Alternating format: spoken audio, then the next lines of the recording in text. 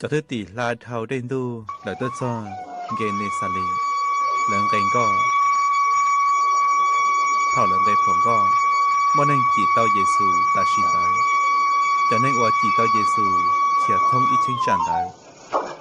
lần mua cử cho nên mua xe ghen sầu tới lúc xa lì tôi cho Giê-xu lần nó lo hai tia Giê-xu nhóc họ tư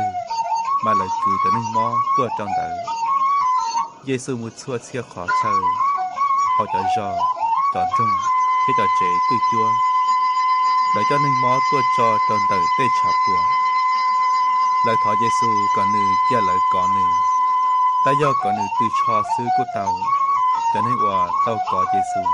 và lên điện tới lời tù mò